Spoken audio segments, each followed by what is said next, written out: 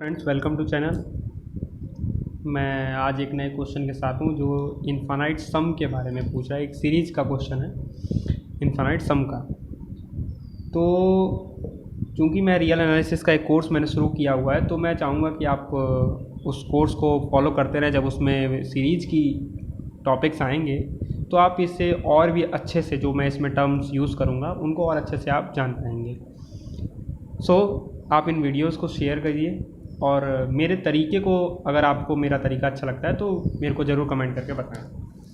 Okay, तो आज का क्वेश्चन ये है कि आपको सम करना है इस सीरीज का। जो सीरीज है sum of the series 1 + 2 + 1/4 + 1/6 and factorial में है सारा। ओके, तो इसका सम कैसे हो सकता है हमारे दिमाग में? जैसे हम इसको देखेंगे तो हमारे दिमाग में ये आएगा कि भाई ठीक है 1/2 1/4 है, तो हम इसको किसी तरह से, जैसे ये एक समेशन n बराबर 1 से लेके हम करते हैं और इसको लिख देते हैं 1/2n फैक्टोरियल। अब ये कन्वर्ज करेगा, डाइवर्ज करेगा। ये सीरीज जो है कन्वर्जेंट है, डाइवर्जेंट है। इसके बहुत सारे तरीके हैं, आप जान रहे हैं, मेरे से अच्छे जान रहे हैं।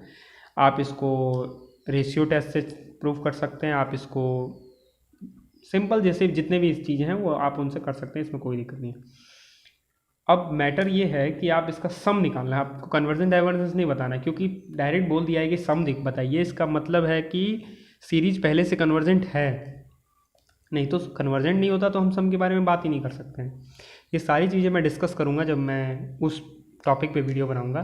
बट इतना समझ लीजिए कि सम आप किसी भी सीरीज का तब निकाल सकते हैं, सम ऑफ ए सीरीज ये तभी निकाल सकते हैं जब series is convergent. Series is convergent मतलब कि अगर आपने किसी सीरीज का सम निकाल दिया है तो ये इम्प्लाई कर देगा कि सीरीज कन्वर्जेंट है। बट उल्टा हमेशा ट्रू नहीं होता, मतलब हर सीरीज का आप सम निकालना थोड़ा मुश्किल काम है। तो अब पर्टिकुलर मैं इस क्वेश्चन को सॉल्व करने की कोशिश कर रहा हूँ। आप देखिए इसमें थोड़ी सी एक ट्रिक मैं यूज़ कर रहा हूँ उस ट्रिक को देखिए। जैसे आप जानते हैं कि जो e⁻x होता है, एक्सपोनेंशियल फंक्शन, इसका जो मतलब एक्सपेंसन होता है, सीरीज एक्सपेंसन, वो होता है 1 + x + x² / 2 factorial + x³ / 3 factorial plus and so on. Okay, अब एक बात देखिए ध्यान से कि अगर मैं e⁻−x का करना चाहूँ तो मैं क्या करूँगा, जहाँ जहाँ x है वहाँ माइनस से रिप्लेस कर दूँगा। तो 1 यहाँ पर माइनस से रिप्लेस करेंगे तो -x हो जाएगा। यहाँ पे माइनस से रिप्लेस करने से कोई अंतर ही नहीं पड़ेगा, जो जैसा है वो वैसा रहेगा। और x³ / 3 factorial and plus and so on, ऐसे चलता है। अब अगर मैं इन दोनों को जोड़ूँ, ध्यान से देखिए, अगर मैं इन दोनों ही सीरीज को आपस में जोड़ दूँ, हमें ऐड करना है, ठीक है, दोनों सीरीज को। तो ऐड करेंगे तो कैसे करेंगे भाई? तो सिंपल टर्म बाय टर्म, जो जिसका टर्म है x को x के साथ, x² को x² के साथ, ऐसे करते हैं। तो इधर का जो सम है वो तो देखिए e⁻x + e⁻−x हो जाएगा। बट इधर का टर्म देखिए ध्यान से, 1 1 2 हो जाएगा, प्लस x -x कट जाएगा आपस में। इसी तरह यहाँ पे मेरे से छोटी सी मिस्टेक हो गई है, यहाँ जब आप -x रखेंगे तो ये क्या हो जाएगा, माइनस में आएगा, ठीक है। तो अब दूसरा टर्म आएगा x² / समथिंग, तो ये हो जाएगा 2x² / 2 फैक्टोरियल। अब आप इसको काट सकते हैं, बट ऐसा करिएगा मत, क्योंकि ये एक स्ट्रेटजी है कि आप जब किसी क्वेश्चन को फॉलो कर रहे हो तो आपको उसके रास्ते को, गुजरने का रास्ता आपको पता हो। तो अगर आप इसको काट देंगे तो रास्ता थोड़ा सा मुश्किल हो जाता है। देखिए अब x³ / फैक्टोरियल 3 ये भी कट जाएगा। इसी तरह x4 होगा, आप उसको लिख लेंगे 2x⁴ / 4 फैक्टोरियल, एंड फिर x⁵ वाला कट जाएगा। इसलिए जो सीरीज है वो ऐसे चलती रहेगी आगे। अब देखिए 2 हर जगह कॉमन आपको दिख रहा होगा, देखिए 2 यहाँ भी कॉमन है, 2 यहाँ भी कॉमन है, 2 यहाँ भी कॉमन है, एंड सो ऑन, सबके पास 2 कॉमन है। तो 2 को हम क्या करते हैं, आउटसाइड ला देते हैं। तो आउटसाइड लाएंगे तो 2 तो आउटसाइड हो गया, और इनसाइड जो चीज़ थी पहले से, जो रेड में लिखा गया था पहले से, वो रेड में रेड का रेड जैसा था वैसा है।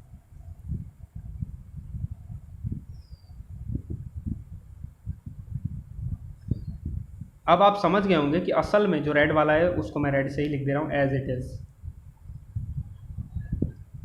अब आप समझ गए होंगे कि असल में मैं क्या करना चाह रहा हूँ। अब मैं इस 2 से दोनों तरफ डिवाइड कर दूं ताकि ये वाला जो टर्म है वो फ्री हो जाए, और आप समझ रहे होंगे कि मेरा आंसर लगभग आने ही वाला है। तो मैं जब 2 से डिवाइड करूंगा, मतलब 2 से डिवाइड करना क्यों है, 2 से मतलब अर्थ इसका ये है कि 2 के मल्टीप्लिकेटिव इन्वर्स को मैं दोनों तरफ मल्टीप्लाई करूंगा। तो जब 2 के मल्टीप्लिकेटिव इन्वर्स को यहाँ करेंगे तो अपॉन में 2 बच जाएगा, और यहाँ पे करेंगे तो अपॉन में 2 का मतलब ये 2 से 2 कैंसिल आउट हो जाएगा। ओके, तो आपके पास बच किया गया। देखिए रेड टर्म जो ऊपर था वो रेड जैसा ही था, e के पावर x प्लस e के पावर माइनस एक्स। जो उधर ग्रीन 2 था वो ग्रीन 2 यहीं है, इक्वल टू ग्रीन था और ग्रीन ब्रैकेट था आपके पास, और उसके बाद जो रेड में टर्म्स थे वो रेड में टर्म एज इट इज़ यहीं है।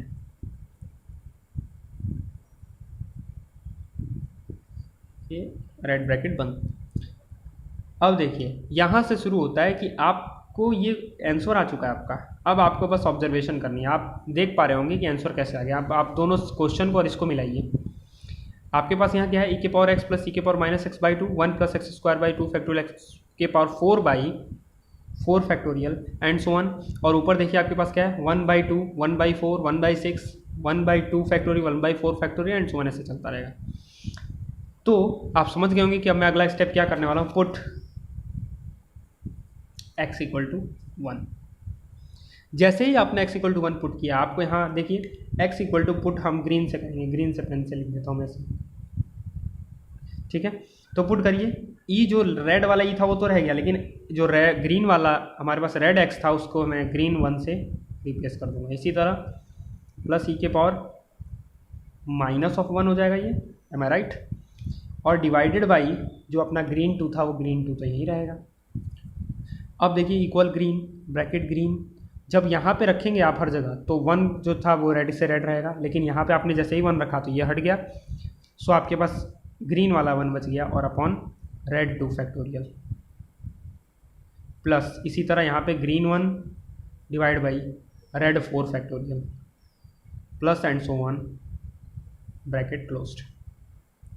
आप देख रहे हैं आंसर कैसे आ गया। देखिए आपको यही पूछा गया था 1 by 2 factorial, 1 by 4 factorial, 1 by 6 factorial का सम बताइए, और हमने बता दिया कि 1 plus 1 by 2 factorial, 1 plus 1 by 4 factorial and so one का सम ये होगा। तो अब आपको ये करना है, ये जो 1 आपके पास एक्स्ट्रा बच रहा है आपको इसी का कुछ इलाज करना है। इलाज का मतलब आप समझ गए होंगे, कुछ इलाज मतलब हमारे मैथमेटिक्स में इलाज का मतलब होता है कि वो हमारे पक्ष में हो जाए।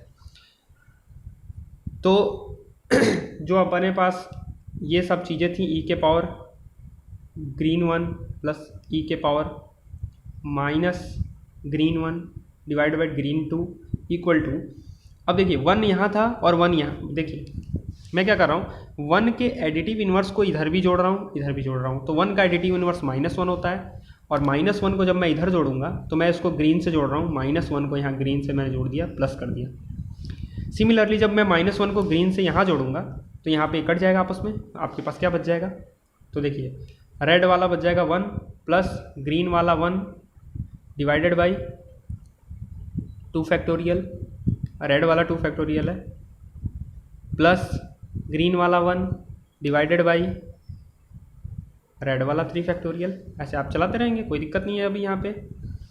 अब देखिए अब हमको बस इसे ही सॉल्व करना है, हमारे पास आंसर तो हमारा आ चुका है। सॉल्व कर दीजिए इसको, -2 प्लस ई के पावर ई, और ई के पावर -1 को हम लिख सकते हैं 1 बाई ई, ये और अपॉन में 2 रहेगा ही। अब मैं रेड पेन से सारा कर दे रहा हूँ ताकि, अब देखिए अब इसको थोड़ा बहुत और सॉल्व कर, अब सॉल्व भी करना है, आप जैसे जैसे मन कर वैसे वैसे आप सॉल्व कर सकते हैं। 2 के power E plus E square plus 1 divided by 2e। अब देखिए ई स्क्वायर और ई -1 का होल स्क्वायर ये बन रहा है, आप ध्यान से देखेंगे तो आपको दिखेगा ये upon 2e, and this is the answer, क्योंकि ये सिंपलेस्ट फॉर्म तक पहुंच गए शायद हम, so this was the answer.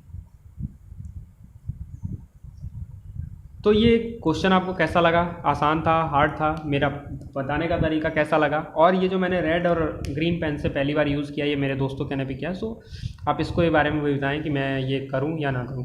So this is the way to conclude this question, and thanks for watching, must share these videos।